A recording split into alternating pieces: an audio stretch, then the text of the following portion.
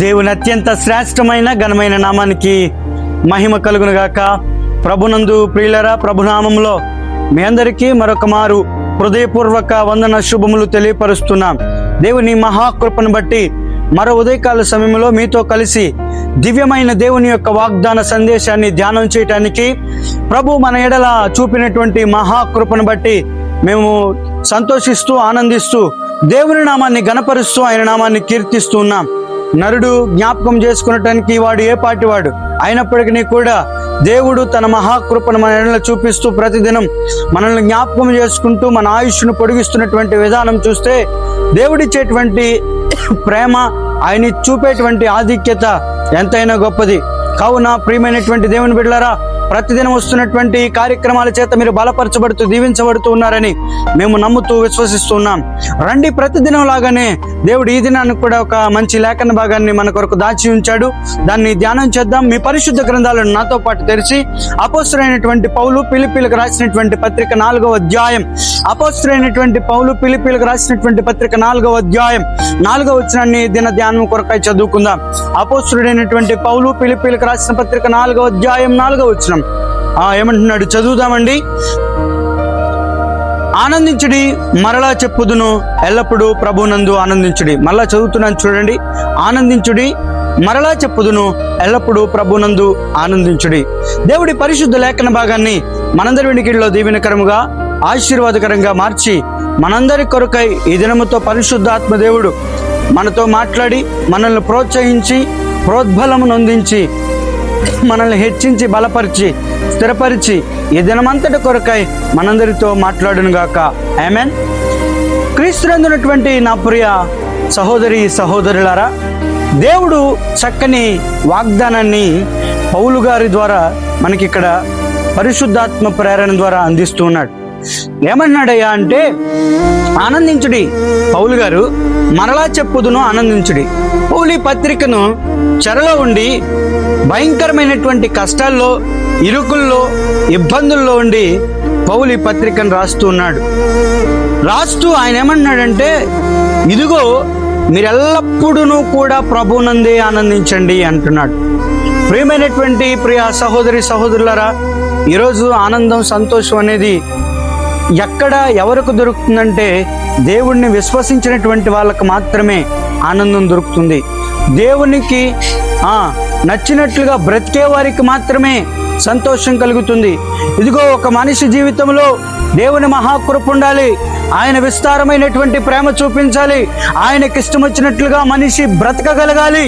ఎప్పుడైతే మనిషి అలాగ బ్రతకగలుగుతాడో, మనిషి అలాగూ జీవించగలుగుతాడో మనిషి జీవితంలో కృప వెంబడి కృప వస్తుంది, ఆనందమే వస్తుంది, ఆశీర్వాదం వస్తుంది.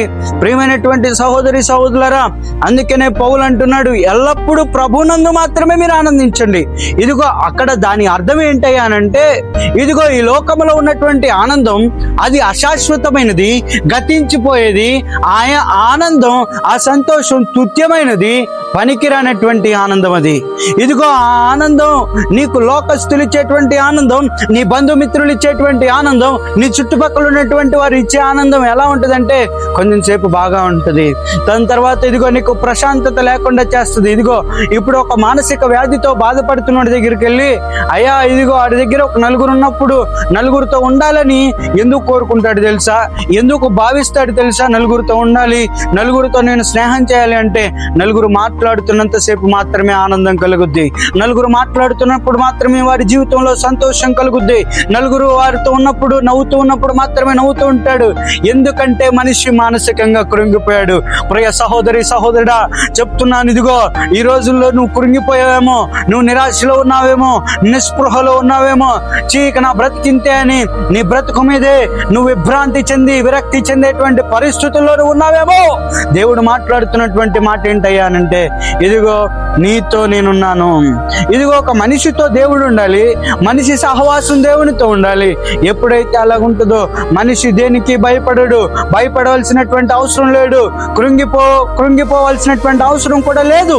మనిషి జీవితంలో సంతోషం ఇచ్చేటువంటి వాడు దేవుడే. ఈరోజు ఒక తల్లిదండ్రులు తనకు పుట్టినటువంటి బిడ్డ యవనస్తుడు అయిన తర్వాత వాడి జీవితంలో సంతోషాన్ని నింపాలి, ఆనందాన్ని నింపాలి అనుకుంటారు. కానీ అది తల్లిదండ్రులకు కూడా సాధ్యం కాదు సుమా.